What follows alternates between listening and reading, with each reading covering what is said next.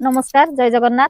ये देखुं ना यहाँ मोर गेंडु फूल वर्षा दिन चली आम गेंडु गछर कटिंग करके लगे पारिबा। ता सहित आपण पाखरे जदि लगे गछ थिबो तार केमती केयर नबा एबेठु जदि आपण कटिंग लगेबे ताहले आ जदि थिबो भी पाखरे गछ ताहले भी आपण मार्गशीर मासरे पाइजिबे फूल।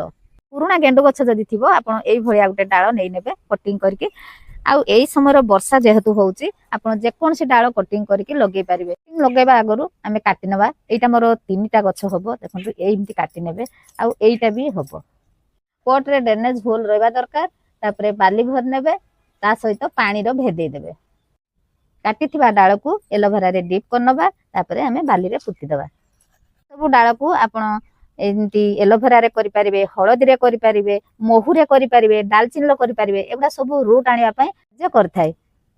जदि आपण को पाखरे बड़ गछ अछि ताहले आपण 15 दिन को थरे कुड़ा खिसा करनेबे। तो 2टी फर्टिलाइजर नीम खली भार्मी कंपोस्ट ताको आपण एमती मिसै देबे। मिसै देकी 2-3 मुठा आपण ए गछ मूल रे देई देबे 15 दिन को थरे। गेंडु गछ को 4टी रोग लागंती लीफ माइनर, ब्लाइट, थीप्स आउ मिलीबग।